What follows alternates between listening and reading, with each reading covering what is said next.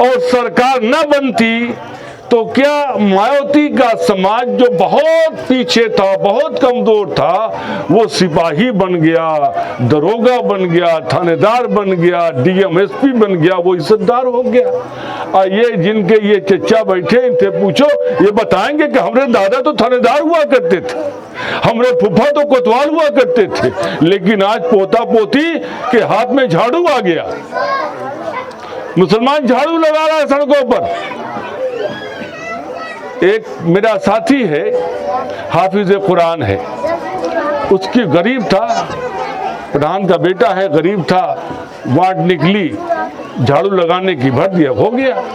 अब हो गया तो उसकी ड्यूटी नाली साफ कराने के लिए लग रही, बाकी लोग सरकारी दफ्तर के साहब के टेबल को साफ कर रहे हैं।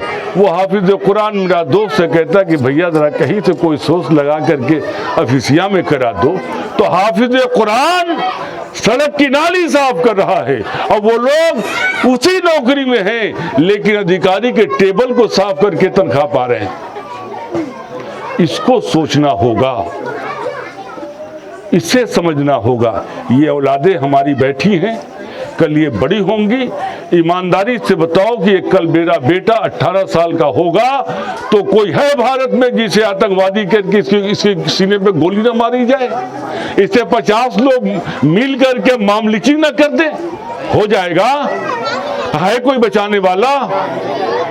हमने जिसको वोट दिया, सरकारें बनी है, वो लोग सरकार बना के आसमान पे चले गए, हम आसमान में थे, जमीन में आ गए। हमारे लिए कब तैयार की जा रही? बचाओ, इन बच्चों की क्या गलती है? ये मेरे घर में, मेरे आंगन में जो बच्चे पल रहे हैं, इनकी कोई गलती है कि ये कल बड़ा होकर के मारा जाएगा? ये कल बड़ा होगा तो इसे आतंकवादी कहा जाएगा, कल बड़ा होगा तो दहशतगर्द कहा जाएगा? क्या गलती है? गलती ये है कि मेरा बेटा है, ये बच्चे मेरे हैं। जो हम अपने नेता को नहीं पहचानते तो ये भी कल नहीं पहचानेंगे, जमाना ही नहीं पहचानेगा, इनके सीने को गोलियों से भून दिया जाए। ये संदेश लेकर के आज हम लोग आपके गांव में आए हैं। प्रधान जी का बहुत शुक्रिया है कि आपने मौका दिया। प्रधान जी बैठे हैं, बताओ कि अगर प्रधान जी सियासी होकर के मैदान में ना आते तो प्रधान होते? प्रधान ना बनते ना। और यहाँ मुसलमान कहता हम लोग तो गैर सियासी, तो गैर सियासी होकर के एक व्यक्ति प्रधान नहीं हो सकता तो विधायक कैसे बनेगा, मुख्यमंत्री कैसे बनेगा?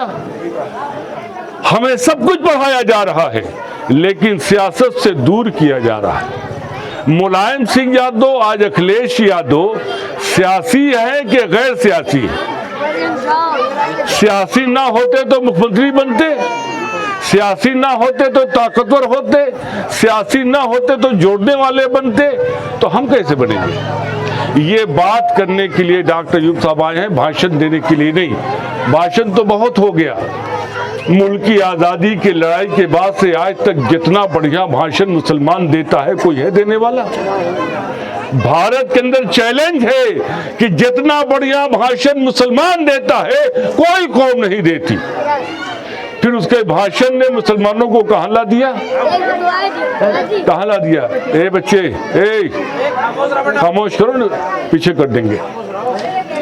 उनके भाषण ने, मुसलमानों के शानदार भाषण ने हमें कहाँ पहुंचा दिया?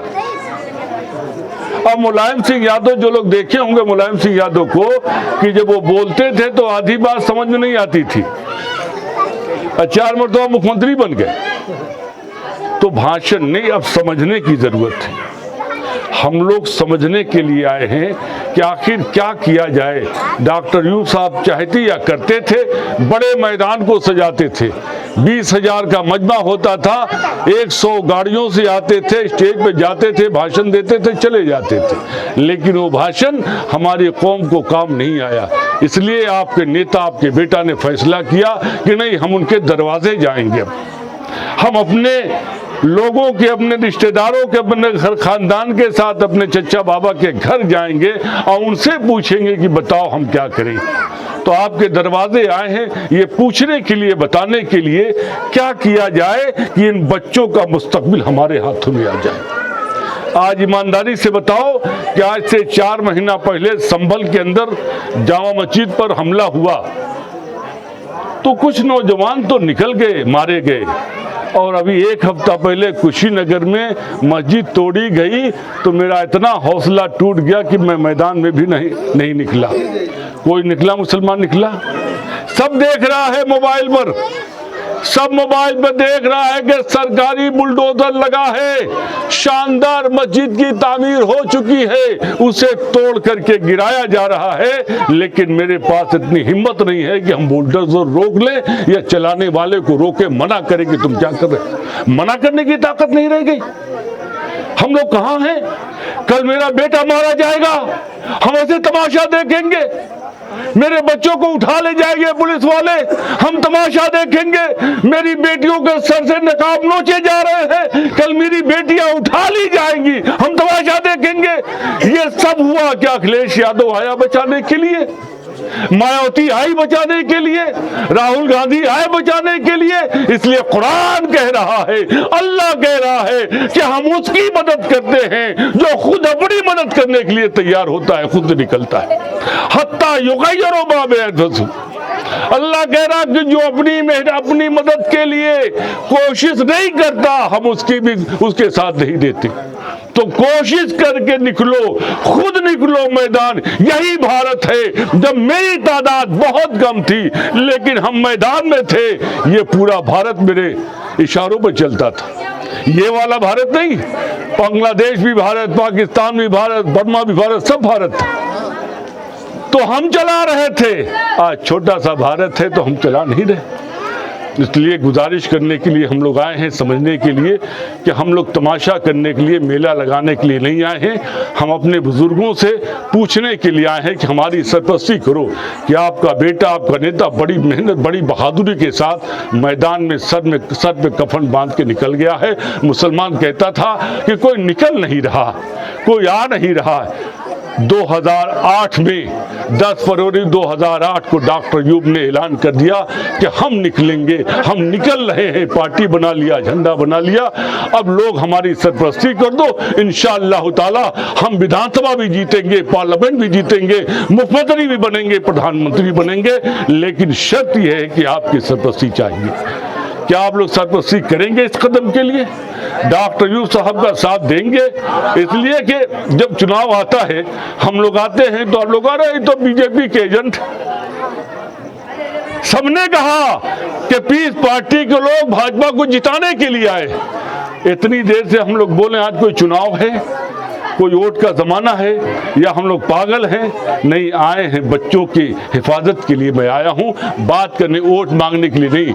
कि अगर ये काम किया जाएगा तो मेरे बच्चों की हिफाजत होगी, अगर ये काम किया जाएगा तो मस्जिदों की हिफाजत होगी, अगर ये काम किया जाएगा तो बेटियां महफूज होंगी, ये काम किया जाएगा तो खानकाहों की हिफाजत होगी, ये काम किया जाएगा तो मदरसों की हिफाजत होगी। इसलिए हम लोग निकले ये पूछने के लिए, बात करने के लिए निकले, भाषण देने के लिए नहीं।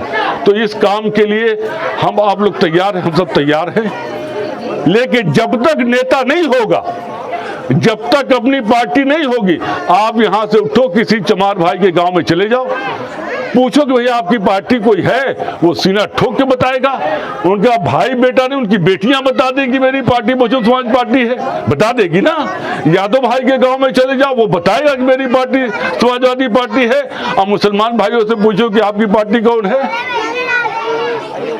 ना, है ना। तो यही तय करना है। जैसे वो आधी रात को सीना तान के बता देता है कि मेरी पार्टी फला पार्टी है, मेरी पार्टी फला पार्टी है, तो मुसलमान भी मजबूती से, छोटा हो, बड़ा हो, बूढ़ा हो, बच्चा हो, मर्द हो, औरत हो, हर लोग एक होकर के कहे कि मेरी पार्टी पीस पार्टी है, मेरा नेता डॉक्टर अयूब है। उसी दिन सारा जमाना औकात आ जाएगा। इतनी बात करनी है कि आज से ये हम नहीं कहेंगे, सोचेंगे नहीं कि हमारी पार्टी क्या है। हमारी पार्टी क्या है? हमारी पार्टी का नाम क्या है? हमारा नेता का नाम क्या है? सदक़ल्लाहुल अज़ीम।